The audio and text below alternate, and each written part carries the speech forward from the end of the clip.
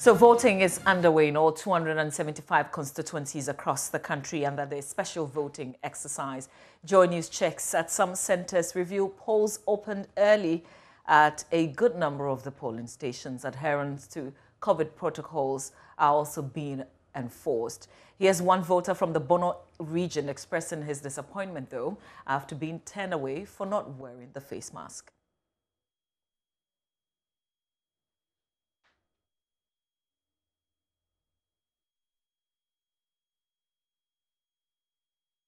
What's the problem?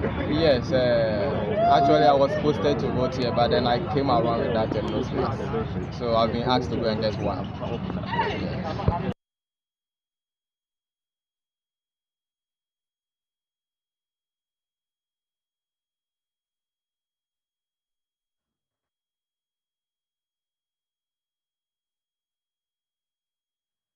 Well, there are also cases of some voters not finding their names in the voter register. Let's start off from the Bono East region, where my colleague Anas Sabit joins us live with more. Anas, tell us where you are, what you've observed so far. Hello, Anas. If you can hear me, tell us what you've been observing so far.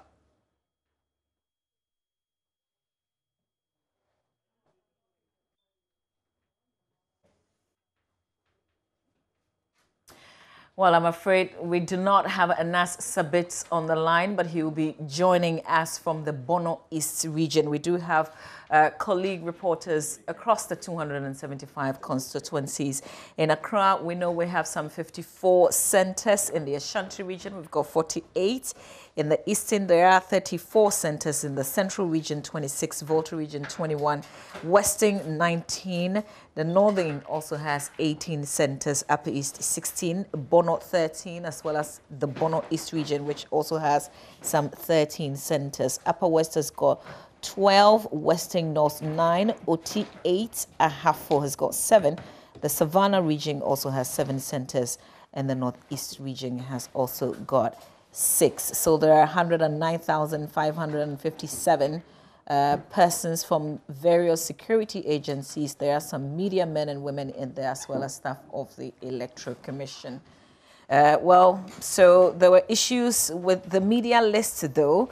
But the Electoral Commission chair has indicated that there will be a preferential treatment with accreditation cards of the Electoral Commission on December 7th. So if you're part of the special voting, or if you're expected to vote today, but your name could not appear, you could vote on December 7th, and you would have special treatment on Election Day, December 7. Let's get on the phone lines again. Let's go to Martina Bugri. Martina, tell us where you are and what can you report? Hello, Martina? Yes. Yes, Martina, you're on air. Tell us where you are. What can you report?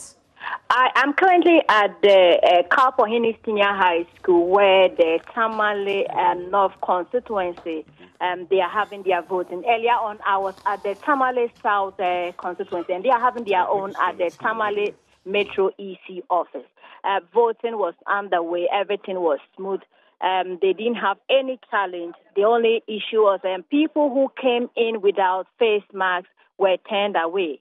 And we had about 3 people. I observed about 3 people come in and they were turned away because they didn't have a face mask. At the Tamale South constituency, they have 231 people on that register. And at the time I was leaving, over 60 people had registered. I'm currently at the Tamale North constituency, and their voting is taking place at the Kalpohini Senior High School.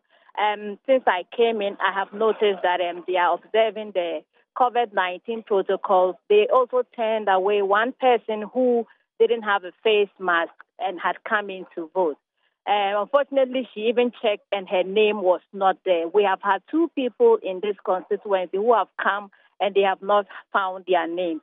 In all, 244 people have registered here, and so far 72 have already voted. Okay, Martina. So, but Martina, is there is there an option? So if you're not in your mask, you're just turned away?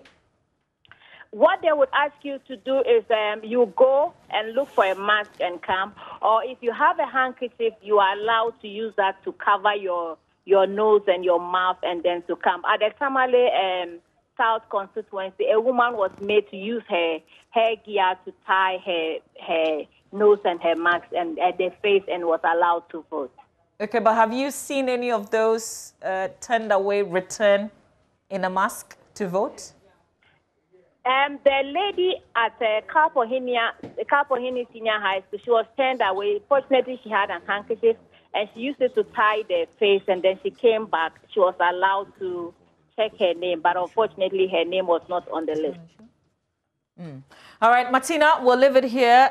I know that you'll be visiting a lot more centers, so I'll let you go so you can do just that. Let's cross over and go to Bono East, where my colleague Anas Sabit is standing by. Anas, where exactly are you and what can you report? Anas, where exactly are you? What can you report? Mama, I'm back to the Kitman South constituency, where, you know, there are two polling stations here. Because of the larger number of voters on the list, over 1,200 voters captured in the Kitman South constituency. The polling station A, like I reported earlier, had 634, and the B had 633. The exercise has been largely smooth. I moved to the Kitman North constituency, where we have only 234 persons expected to cast their ballot. And as at 9:15, when I left the grounds, there were 45 persons who have been able to ballot. With the chairperson there, Madam Grace Azar, telling me all protocols are being strictly observed there with some agents, the agents of the parties, also NGC, NPP, and the PNC, all present at the Kitman North constituency to monitor the exercise. The rest of the parties had no agents there. That is the situation. And here in the Kitman South, PNC, NGC, NPP, GUM, and then CPP all here to monitor the situation with their agents here also. And let's also tell us about the security situation there. Security is very tight, I must say. The year at the Kitman, the South, the exercise is ongoing at the premises of the District Police Command. So a lot of police officers are already on the ground, and because they are also part of the exercise, every now and then you find them in the queue. And so that, according to the EC, means they do not have any sort of worry at all so far as security is concerned here. Anas, we'll leave it here. That's my colleague Anas Sabit reporting from the Bono East region. We've got a lot of other reporters that we'll be touching base with in this hour's bulletin. But the head of our political desk, Evan Spencer, joins me. We're just going to be following up on the issue of the no wearing of mask, no voting policy that's been enforced on the ground. Early morning, I knew this was going to be an issue today, and it's turning out that it's definitely going to be an issue in elections. And okay, Evans, just hold on a bit. We will continue with this conversation, but let's go to Kumasi. Erastus Asaridonko is joining us with some updates. Erastus, tell us where you are. What is the update? Well, currently we've moved to the Yenyaoso Presby Church, where the Mensia North constituency special voting is taking place.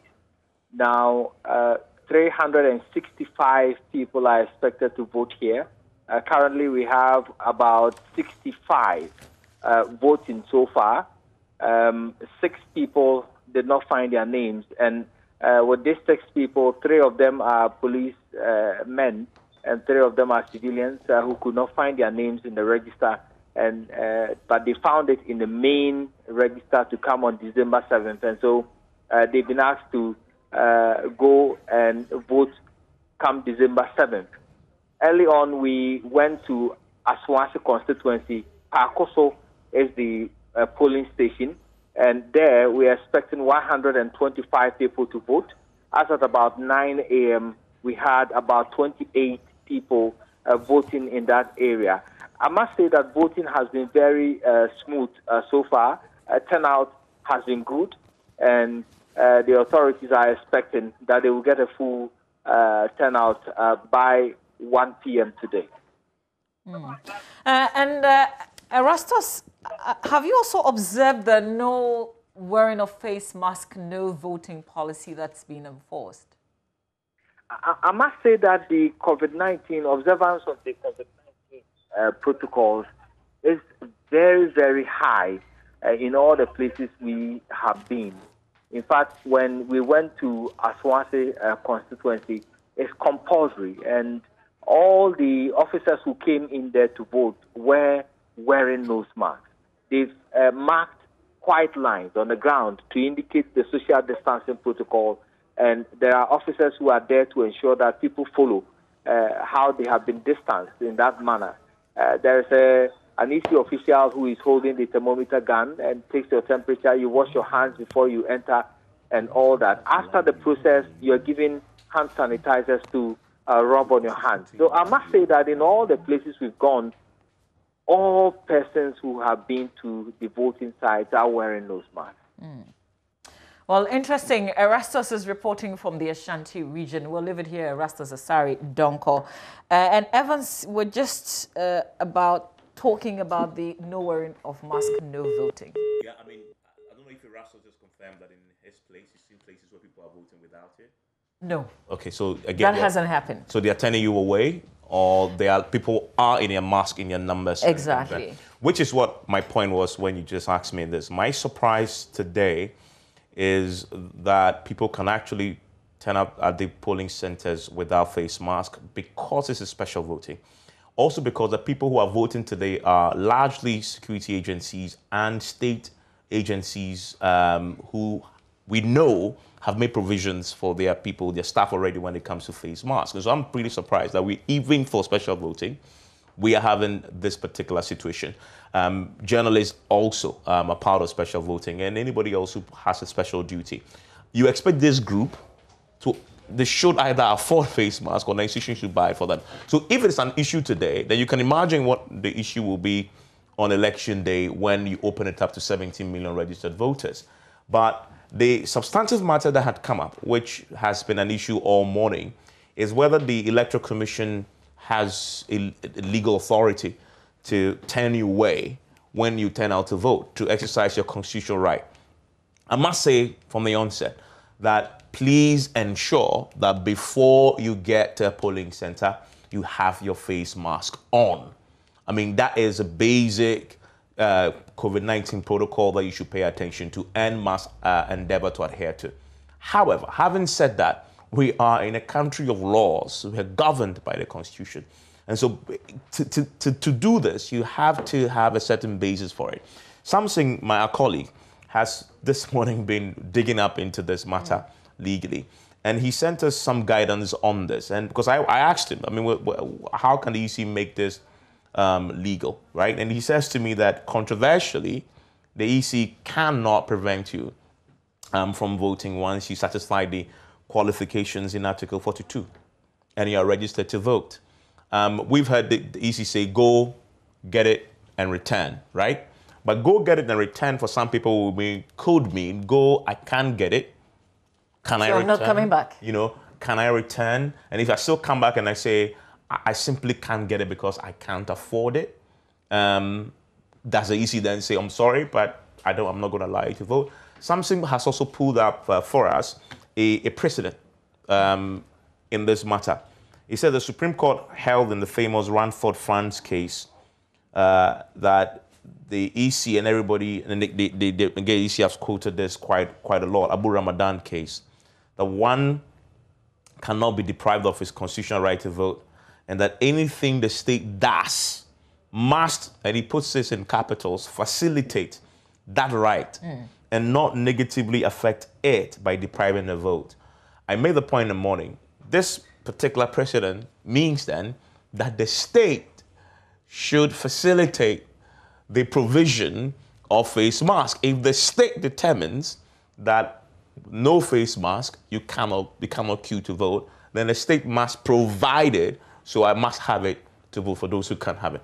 I mean, that, for me, going forward tonight, we need to get some clarity on this.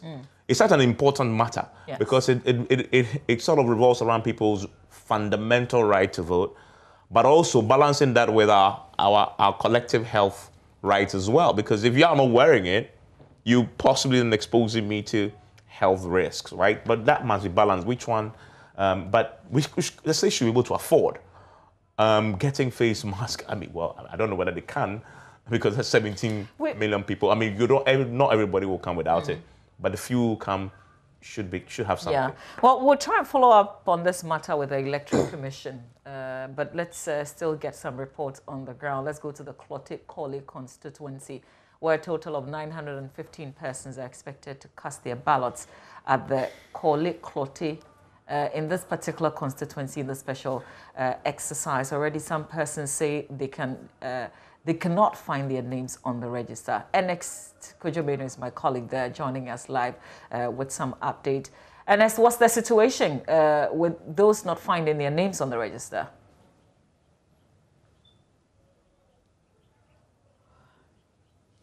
Well, Mama V, it's not so clear what is really happening. So far, we spoke to about 4 people, 2 of them police officers who could not find their names. Of course, they do not want to speak to us on record, but they could not find their names. The other 2 were media persons, but we'll get an official response from the presiding officer for this particular polling station. Now, here at the Osu polling station, the police station, there are 2 polling stations, A and B, and it's because of the numbers. Mama, if you recall that the Electoral Commission had placed a cap on the number of electorates they will allow at a particular polling station. And so they are actually having 2 polling stations because of the huge numbers. Let me speak to the presiding officer in charge of polling station A for some more updates on this, and then we'll get you some response to those who say they could not find their names in the register. You're welcome, sir. You're live on Joy News. Help us with the numbers here. You have 2 polling stations, and I can imagine it's because of the numbers that we have here at Clotte-Collie. Yes, I mean, basically it's because of the numbers. The numbers cost for the splits. So it's 914 in total. So the A has 458, and then that of the B has 456. And so far, we know that some people have been here. We spoke to 2 police officers and 2 others who say they could not find their names. Do you have any explanation as to what may have been the problem? I haven't witnessed anybody come around to say they haven't found their names. Moreover, even, I mean, the security agencies submitted the officials or the officers within their unit to have them do special voting. So if an officer in a particular unit did not submit their name, basically, the person will not find their name in the special voters list. Nonetheless, also, if that particular voter is not a registered voter within the constituency, basically the person's detail cannot be captured in the Clotte constituency to cast their vote. And Mama V will be crossing over to the other side, to the other polling station, that's polling station B, shortly, because we did speak to 2 officers who say they could not find their names. Thank you very much, sir. But have you had the cause to turn anybody away because the person was not in a mask or failed to follow the COVID-19 protocols? No, so far we haven't gotten anybody, I mean, coming to the center. As you can observe, more safety protocols are highly observed, and that is what the EC is standing for the 2020 general election.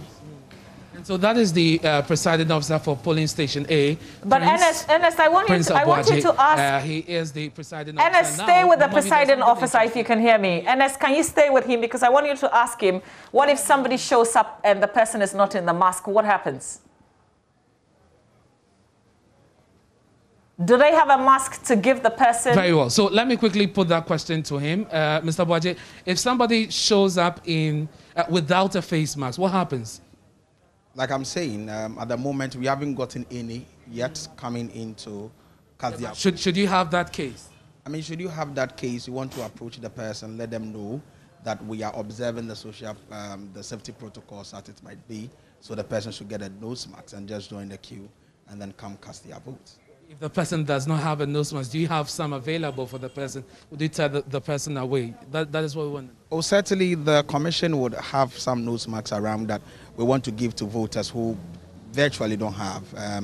So you do have some nose masks around for people who do not? Yes. I mean, as far as the special voting is concerned, we do have nose marks around for people who are not. But as we can observe, majority of the people that are coming around are security agency, and then that of some security officers, and then that of some officials that will be working with us. So I must agree that all of them that I've seen so far come cast their vote are in the nose marks and maintaining the protocols as such. Very well. Thank you very much. So, Mama, that's the response there. They do have some nose masks or face masks available for persons who show up without a face mask. However, as you can imagine, many of these people are security agencies, and so are more likely to follow the protocol. And so far, we've not had a situation where anybody has shown up without a face mask and has been turned away. But I was telling you, Mamavi, about something interesting which is happening here. The parliamentary candidates for the governing NPP, the man who is contesting the incumbent, Senator Rollins, is actually here. I want to get closer to him and speak to him and find out, because I see him with a tally card. I don't know if he's his own candidate, but we'll speak to him briefly and get some reaction from him. Good morning, sir. You're live on JoyNews. Good morning. How are you? Fine, thank you, sir. Are you your own candidate, your own agent, I mean? No, I am agent for President Nana Akufo-Addo. Okay, so as far as the presidential election is concerned for the special voting, you are the candidate for His Excellency the President. The agent, yes. The President, that is correct. Are you going to do the same on December 7th? No, on December 7th I'll be busy with other stuff. Okay. She's presently my agent here. Okay, so she is your agent? Yes, okay. And on December 7th I'm going to have a couple of agents to do the work for me. But the good news is that I now have a first-hand experience what it means to be an agent. Okay. And it's work that requires a lot of diligence. And I'm enjoying it. It's giving me a different appreciation for the role of the agent in the electoral process. I think it's working. And so far, how has the process been? Process is going very good so far. I think the process as designed is working effectively. And people come in here, wash their hands, their temperature gets taken, and then got doused with some, how we call it, sanitizers, before they come to the first table with their card, have their names checked, and that's communicated to the verifier. He also takes their biometric verification, passes them on to the lady here who is tearing the ballot papers. So you dip your little finger in the ink. She tears the paper for you, she folds it accordingly, and then stamps the back of it. And as soon as she gives it to you, you go in there, cast your ballot for the president, come back, and then the parliamentary repeats the process to you. You cast your vote for the parliamentary candidate of your choice, and then you walk out this way. You seem to be very familiar with the process now, but I see that you have a tally card. How many people, as far as your record is concerned, have voted? At 10:15 this morning, 200 people have voted. Okay. And so we are on the third ballot paper. Okay. And I believe that will also go very fast. But as you can see, the line has tapered off. So they will come in drips and drafts now. In the morning when we came, there were about 100 people, 80 to 100 people here at the same time. So the process, there was a lot of people here then, but now they are just dropping in. And so I'm believing that by 4 or 5 o'clock, we could have all 456 expected voters turn out here to vote. Very well. I'll come back to you shortly to find out if your opponents are comfortable with your presence here, because we are not supposed to be campaigning on election day, even though today is not December 7th. It is part of the process. Let me speak to, very briefly in 30 seconds, the rep for the NDC, Senator Rollins. You are the agent for Senator. So we will join Enesco Jomenu and get the rest of that conversation. But real quick, we want to get on the phone lines and speak to legal practitioner SAMSON LARDY ANYENINI on this issue of no mask, no votes. SAMSON, a very good morning to you. Is this constitutionally right to turn away someone and prevent them from voting because they are not in their nose mask? Okay, so let's start from this point. The first point to start with is not our views or our opinions about who can vote and what can happen to them if they try to vote. But it is what the Constitution the supreme law of this country that guides all of us, and which all of us, including the Electoral Commission, are bound. The constitutional provision in Article 42 is that once you are a Ghanaian, you are 18 years of age or above, and you are of sound mind, you have the right to vote, and you are entitled to be registered as a voter for the purposes of voting. If a person gets to the polling station today on the special voting, it would mean that that person is presumed to have been registered in accordance with law to be able to vote. That person would have been registered to vote. Now, having been registered to vote, it simply means that that person's name has been entered in the register of voters. If your person's name has been entered into the register of voters, the Public Elections Regulation 2020, CI 124, which guides the conduct of the election, says that when we go to vote, among the lists that we will find at the polling station will be a special voters list. A special voters list. So once your name is on the special voters list for today, you are entitled to exercise your right to vote. And that entitlement cannot be taken away from you, except there is a law which has been so made and which is not deemed to be inconsistent with the Constitution. Now, let me give you an example before I come to the question of the matter specific, so that we have a fuller understanding.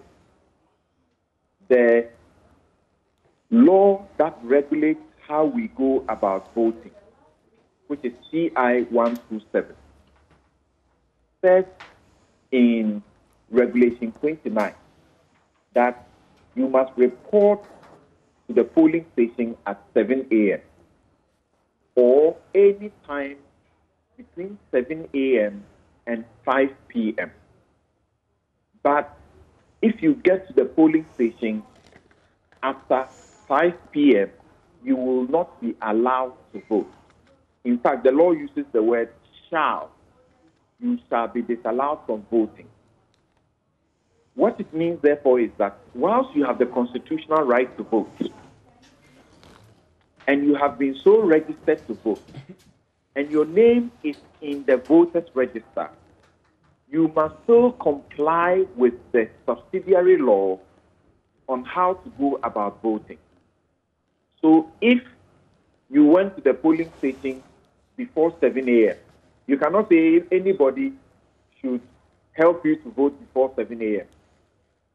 But if you went to the polling station after 5 p.m., you have lost that opportunity to vote, even though the Constitution says you are entitled to vote. And that right, nobody can take it away from you. Now, wearing a mask, is it by law or it is not by law? That's the question to answer. We have, by executive instrument issued by the president, under a law passed by Parliament, which is intended to restrict our movement and our conduct for the purposes of the general good of all Ghanaians. Number one, for our individual good, and number two, for the general good of all Ghanaians, because of a pandemic. Coronavirus is a public health situation. Therefore, the state has a duty to protect you, Mamazi, and protect me. If you, Mamazi, decide that you don't want to wear a mask, you can stay in your home and not wear in a mask, and you have no problem. But once you move away from your home, the law says wear your mask. If you don't wear your mask, you are committing a crime. Now, what is the conclusion? The conclusion is that by the law, if the executive instrument mandating you to wear a mask has not expired or has expired but has been renewed, and I need you guys to check on that, whether we have renewed it, have renewed it to cover even December or this period. If it is renewed and you are required to wear a mask, in fact, moving from your home without wearing the mask is a crime. To get to the polling station without it is that you have been committing a crime from where you moved until that point, and you are still committing a crime. Is there a law saying that you cannot exercise your right to vote without a mask? The answer is no. There is no law saying you cannot exercise your right to vote without wearing a mask. But in the interest of the generality of the public and all of us, our health, must you wear a mask? The answer is yes. So, while the Electoral Commission or its officers do not have a right to prevent you, let's underline that, prevent you from voting, they have a right to disallow you from participating in the process until you have taken the steps that protect they themselves and everybody within the precincts of the election process. So, an emphatic answer.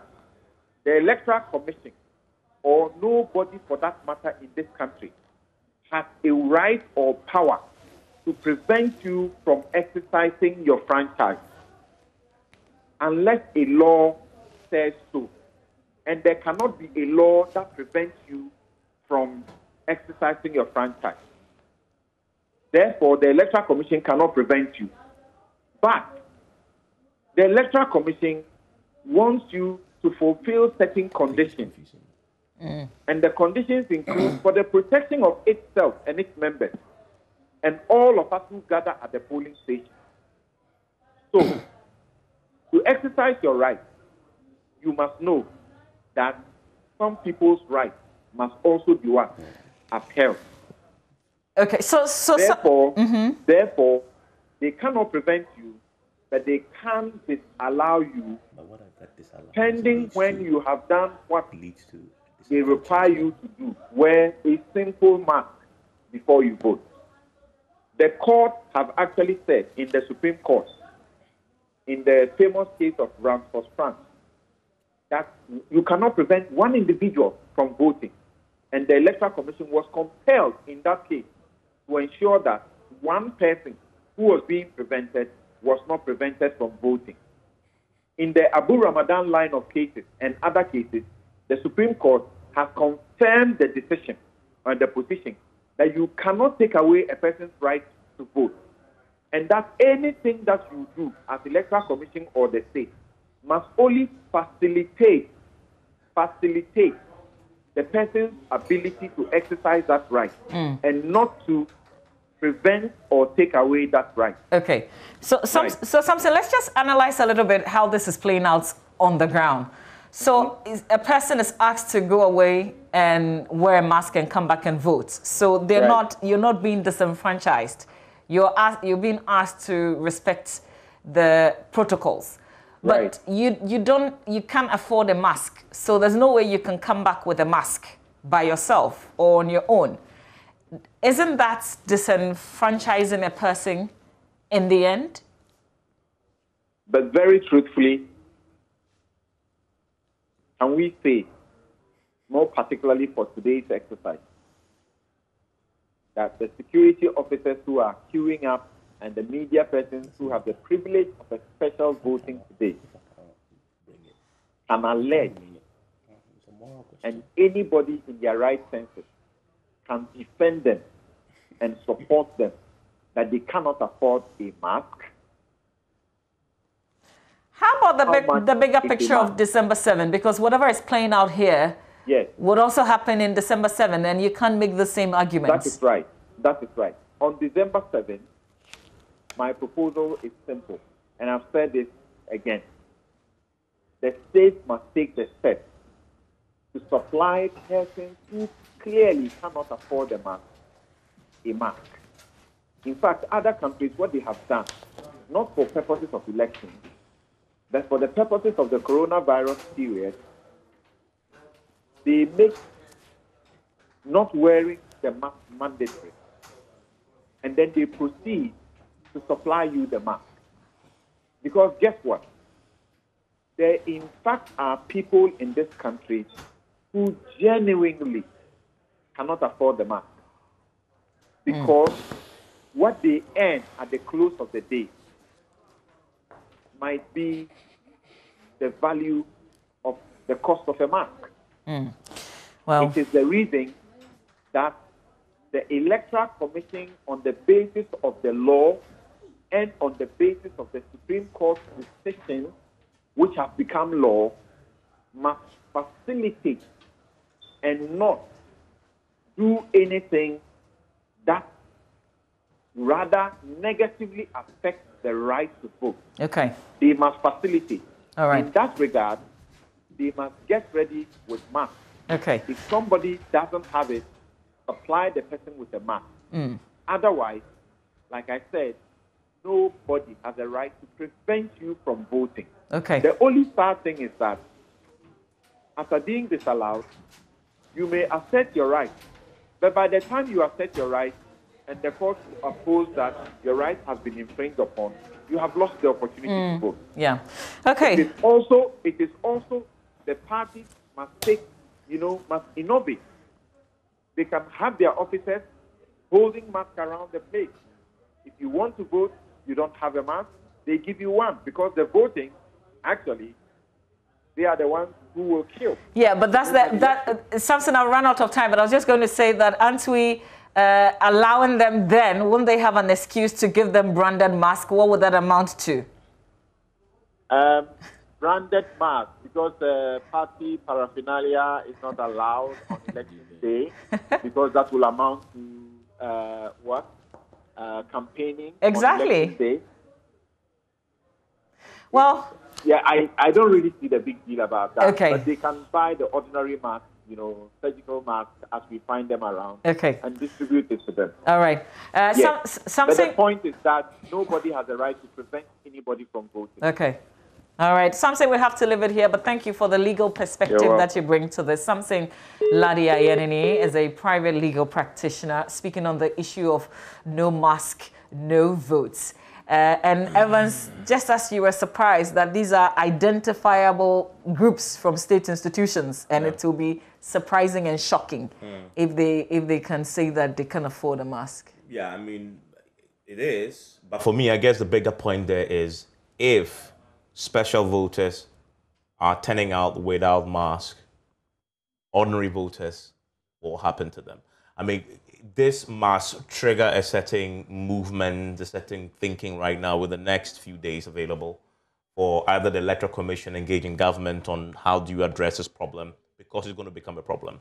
And because we are having this conversation, people will be asserting their rights, right? In other parts of the political parties will be at the polling centers insisting that people are allowed to vote. They won't care about the coronavirus of March, because for politicians, it's about the vote.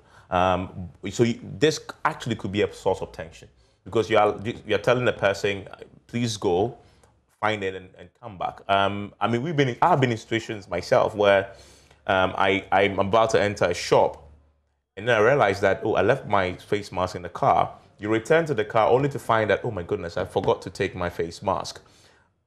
Sometimes you don't buy the thing anymore. You just drive away, hoping that you can find face mask somewhere and then go. So because you don't have it, the question is, do you buy it? Right? Do you buy it? And no face mask, they aren't cheap. Seriously, I mean, they aren't cheap. I mean, I think now it's even slightly more affordable, but in the past it used to be very expensive. That's right. I mean, so you just put yourself in the shoes of that old lady who shows up without it and says, go and get it. Where is she going to get that face mask? right? So this is a big deal that needs to be looked into before December 7th. If special voters can't find it, it's going to be a big deal for ordinary voters as well. Well, this is your election headquarters. Certainly be following up on this issue, but Evans Mensah, head of our political desk. Thank you very much. Still special voting day. Let's cross over to Pram. Let's get an update from our man on the ground. Hello, Manuel Kranteng. What can you report?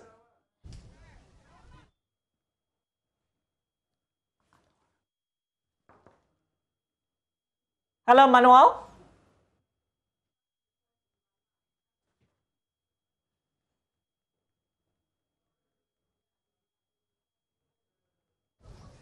Great. So here at the Ningo Pram constituency, this is the polling center that we're using. It is the Pram Methodist Basic School, and there are about 957 registered voters here today. And just at the last check that I made, there are over 450 people who had voted.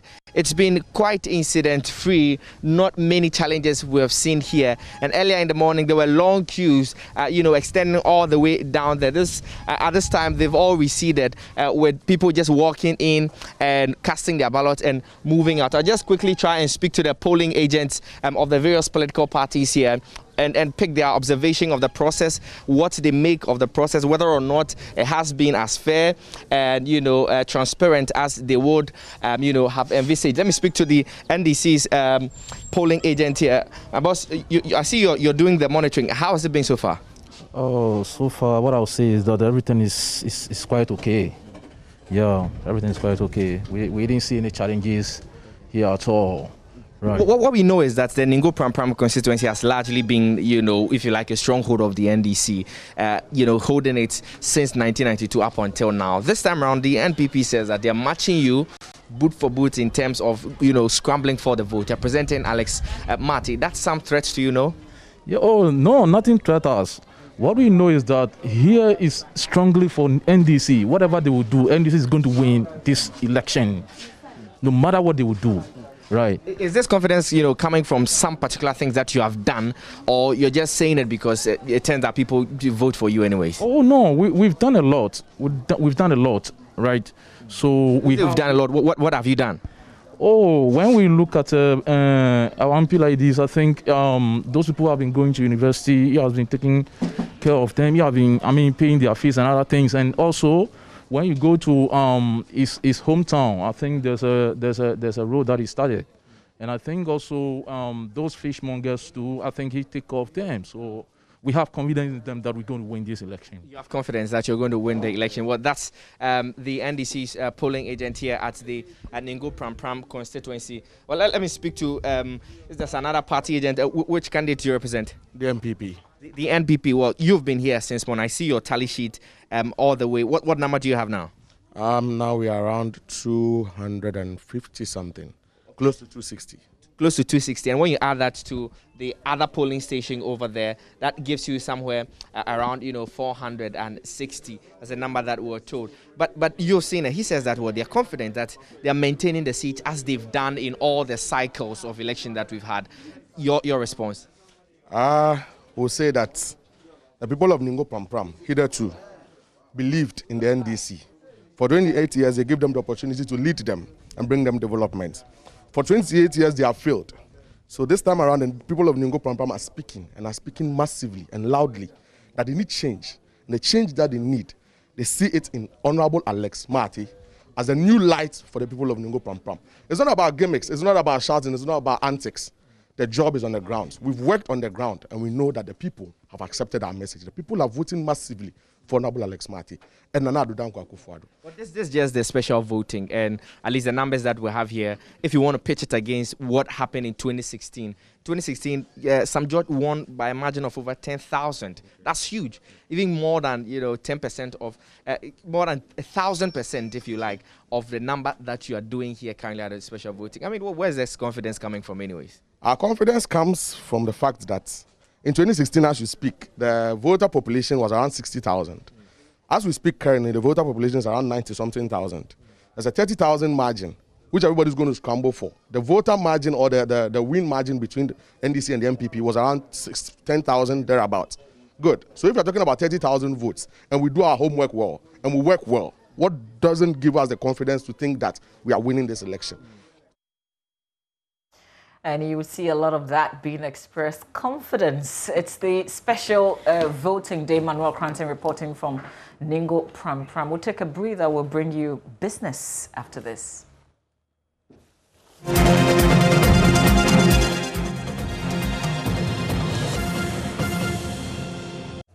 Hi, good morning. Welcome to Business. My name is Darryl Kwao. The inability of medium to large-scale businesses in the country to provide low cost of credit for Ghanaian businesses can affect them in terms of benefiting from the African Continental Free Trade Area Agreement. According to former president of the Association of Ghana Industries, James Asaria J, this will be a key factor in the implementation of the trade deal.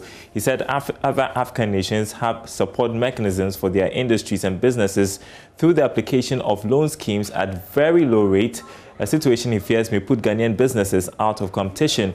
He spoke to Joy Business at a CEO's cocktail ceremony on the after trade deal. Now is to look at, for example, cost of credit. I was just saying that if you look at the policy rate, which was quite recently announced by the governor, which is 14.5%. Now, since 2017, it has dropped, from about 25.5% to the present 14.5%. But you don't see corresponding drop in policy, in interest rate or cost of credit. So if you have about 10 or 11 percentage point drop, in policy rate since 2017 till now. Now, why is it that we still have high cost of credit? Probably... You still think it's a challenge? Yeah, it's a huge challenge, because at the end of the day, if you have a country or if you have a business which is borrowing at single digit, now how are you going to compete with such businesses, if you are taking credit at probably 23-25%, So it's a big challenge. Now, beyond the cost of credit, we are also talking about the tenor of credit.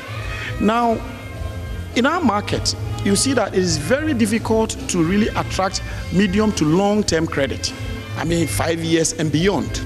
And hence, for example, in manufacturing, in industry, if you are not getting medium to long-term credit, then it is very difficult for you to retool and expand, because you wouldn't use short-term credit, which is, for working capital to do expansion or retooling. So once we are not getting cheaper credit, once we are not getting long-term credit, with what we refer to as project credit, then it becomes a challenge. Meanwhile, calls have intensified for the Economic Community of West African States, ECOWAS, to harmonize protocols with those of member states. This has become necessary as member countries continue to identify challenges in the effective implementation of most of the protocols. Deputy Minister for Foreign Affairs and Regional Integration, Charles Oredu, says the ECOWAS Parliament must be charged to consider local laws in promulgating regional ones. He spoke at the Regional Sensitization Workshop on the ECOWAS protocols and conventions, from where Prince Apia filed this report. Lack of cohesion between the ECOWAS protocols and that of member states is often fingered as a major cause of impasse between local retail businesses and their foreign counterparts. Ashanti Regional Chair of Ghana Union of Traders Association, Anthony Opong, is worried the situation has dragged on for too long.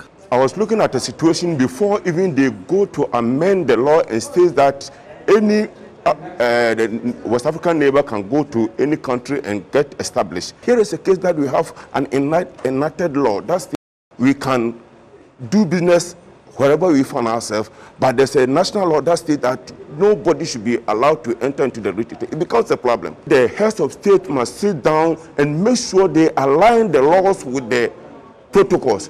Stakeholders acknowledge low access to information about the protocols. Head of International Relations and Cooperations at the Ghana Immigration Service, Superintendent Simon Asari, says public education on the protocols must be intensified. The situation can be addressed by member states taking it upon themselves to educate their nationals, to trickle down to the ordinary citizens of ECOWAS member states to understand that we are heading towards one community, one family, and that is what we are working at as per our ECOWAS protocols on free movement of persons, goods and services. Deputy Minister of Foreign Affairs and Regional Integrations, Charles Oredu, wants ECOWAS Parliament to take up the charge to address the gap. Of course, there are some bottlenecks, like we've been seeing, recently, of, Nigeria closing its borders and all that. But what I say to people who raise this issue is that if you look at even the EU, there are still issues, discussions. When the Irish, for example, decide to close their border, I think that we have what we call the ECOWAS Parliament. ECOWAS Parliament is made up of MPs from all, ECOWAS countries. In Ghana, we have a representation at the ECOWAS Parliament made up of both majority and minority sides. They meet. So the essence is to have them have them, discuss these pertinent issues with their colleagues from the other African countries. The ministry is therefore holding a workshop to help improve the knowledge and understanding of ECOWAS protocols and conventions among key state and non-state actors to effectively contribute to its reforms and implementation. Prince Apia reporting. And that's it for business. The news continues after this break.